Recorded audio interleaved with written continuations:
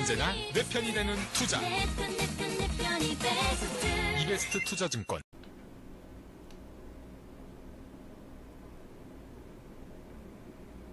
네, 안녕하세요. 이베스트 투자증권 염승환입니다. 알아두면 쓸 곳 많은 주식 잡박사전. 자, 오늘 이제 주식 용어 정복 시간이 또 모처럼 돌아왔는데요. 자, 오늘은 약간 좀 내용이 어려우실 수도 있어요. 좀 기초적인 내용보다는 약간 이제 중급형 과정인데, 그래도 이 부분은 여러분이 그 투자하신 분들은 반드시 좀 아셔야 되는 내용이기 때문에 좀 어렵더라도 끝까지 잘 청취해 주시면 감사하겠고요.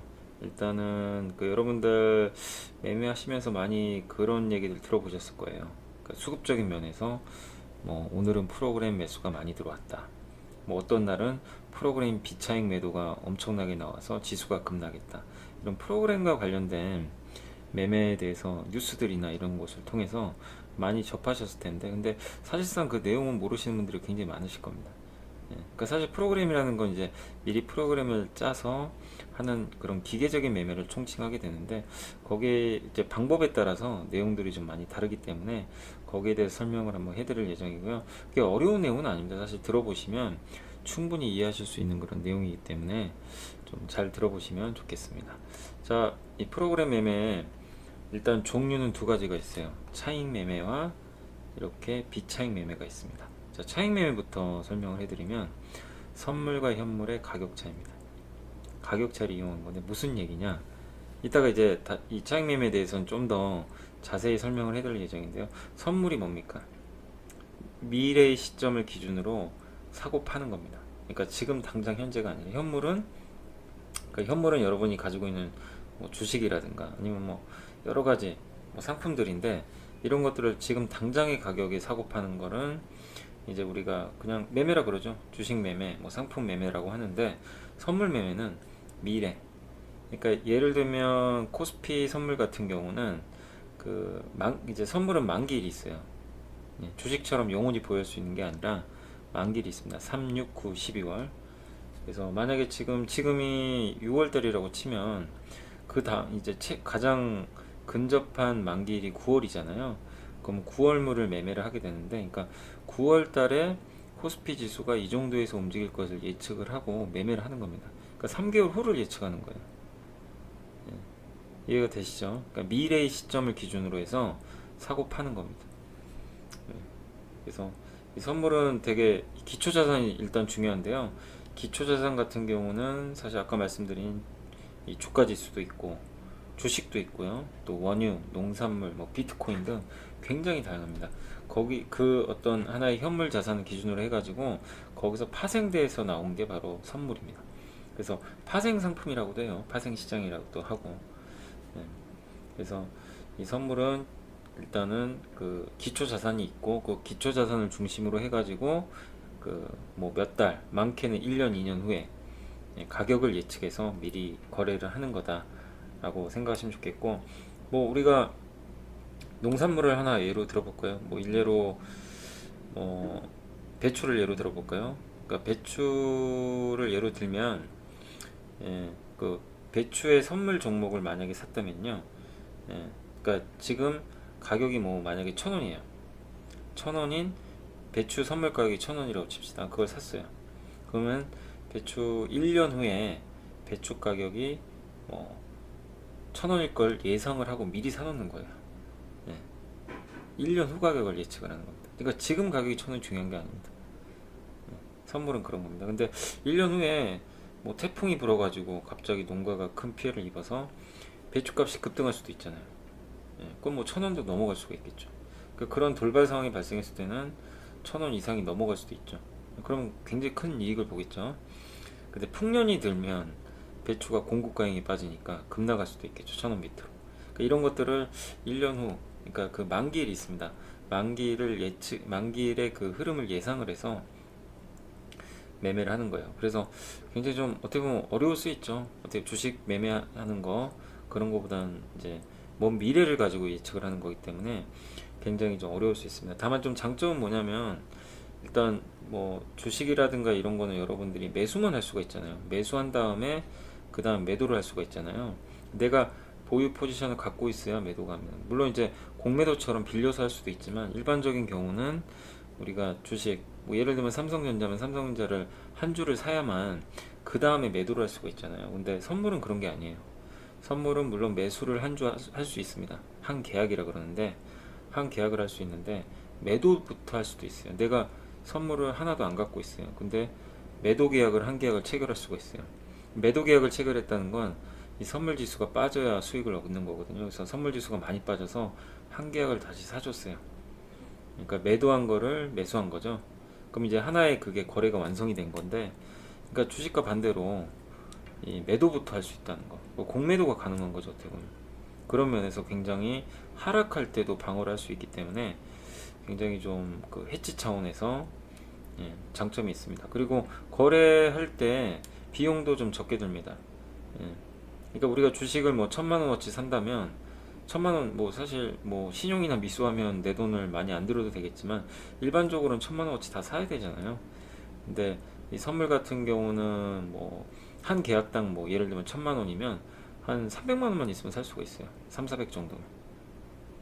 그 정도로 적은 금액으로. 근데 그만큼 그 리스크가 크겠죠. 그런 거를 염두에 두시면 좋을 것 같습니다. 자, 그래서 선물 얘기하다가 굉장히 좀 길어졌는데 선물과 현물의 가격차를 이용한다. 이 부분은 좀 더 자세히 설명해 드리겠고요. 그 다음에 매매 대상은 이제 주가 지수입니다. 주로. 그래서 코스피 200, 코스닥 150, KRX 300 이런 이제 지수에 속해 있는 종목. 그러니까 코스피 200 종목, 코스닥 150 종목, 코스피 코스닥 합친 KRX 300개 종목을 기초 자산으로 한 지수가 나옵니다. 그 지수를 기초 자산으로 해서 그러니까 선물 지수가 따로 있고요. 현물은 뭐냐면은 코스피 200이 되거나 코스닥 150이 되거나 KRX 300이 됩니다. 그러니까 그런 기초 자산과의 가격 차를 이용하는 거예요. 그래서 이 부분은 조금 이따가 제가 설명을 해드릴게요. 자, 그리고 매매 주체는 주로 국가입니다. 국가에서 하고요. 예전에 외국인 기관들 많이 했는데 외국인 기관들 같은 경우 거래세가 붙거든요. 근데 이 프로그램 차익 매매는 정말 미미한 수익이 있습니다. 0.1%, 0.2%, 0.3% 이 정도의 아주 작은 수익을 얻기 위해서 하는 거거든요. 무이용 거래라고 하는데 그걸 얻기 위해서 하는 매매거든요. 근데 지금 이 국가 쪽은 제가 밑에 이제 우정사업본부라고 적어드렸는데 우정사업본부가 차익 거래를 많이 해요. 왜냐하면 거래세가 면제되어 있습니다. 국가에서 거래세 면제해 줬어요. 그래서 근데 세금을 내게 되는 주체들은 이걸 할 수가 없어요. 이미 세금이 0.3 나가기 때문에 거래세 따지면 수익을 낼 수가 없습니다. 그래서 거의 대부분의 매매는 이 우정사업본부 국가기관에서 한다.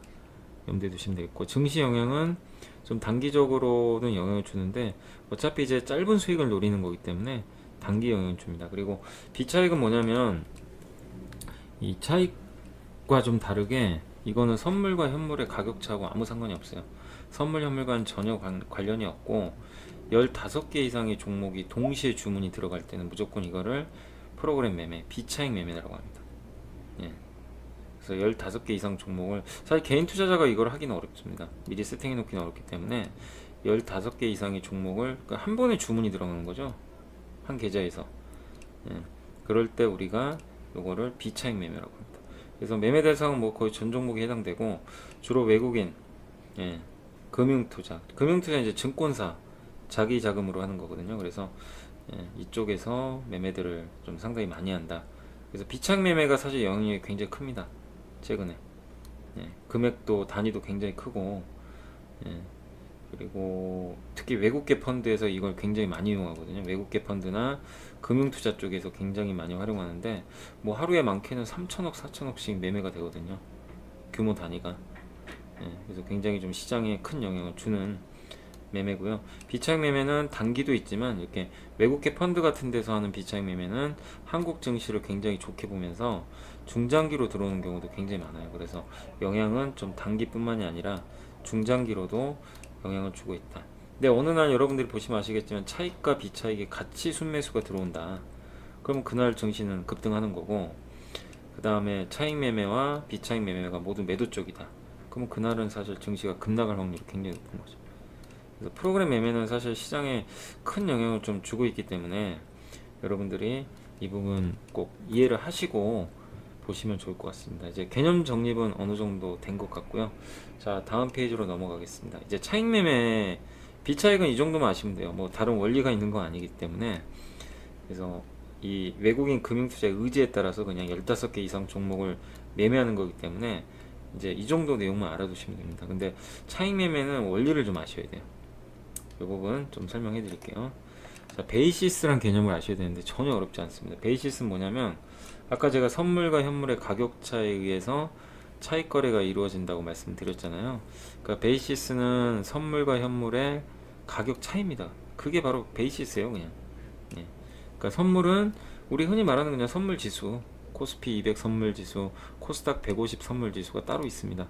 그 선물 지수에서 빼요. 현물은 코스피 200 지수입니다.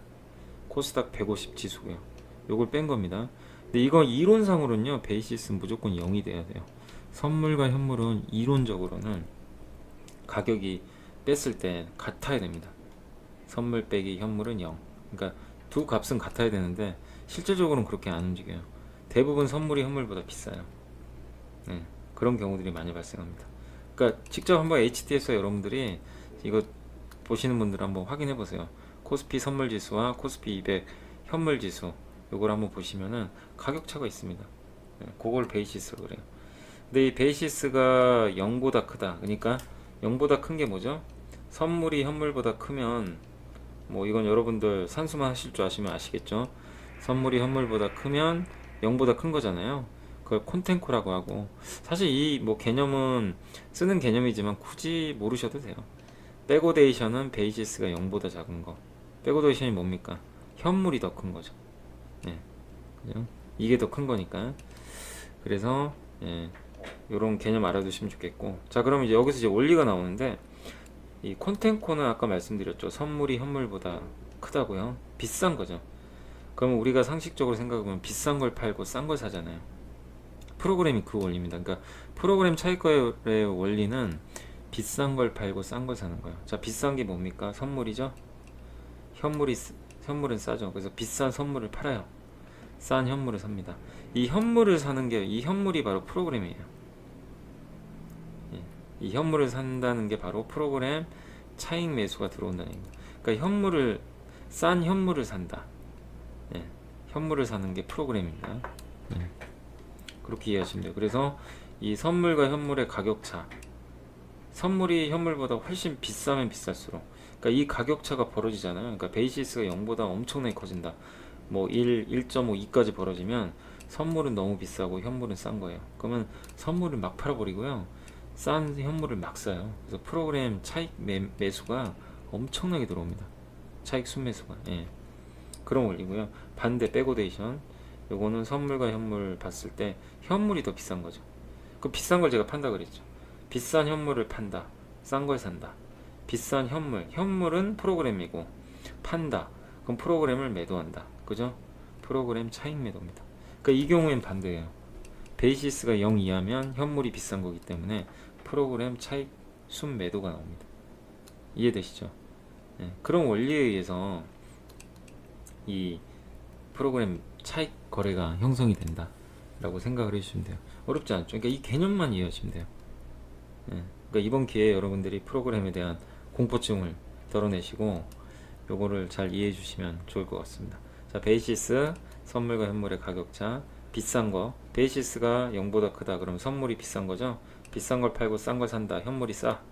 그러면 현물을 산다는 건 프로그램 매수를 한다는 거고, 그 반대는 프로그램 매도라는 거. 그래서 이 베이시스가 점점 커지면 커질수록 0 이상으로 싼 걸 더 사는 거죠.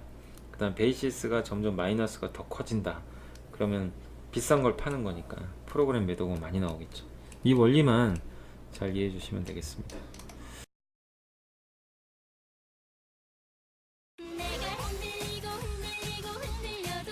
지금 이렇게 신나는 음악에도 어깨가 들썩이지 않는 당신은 투자에 뭔가 문제가 있다는 것.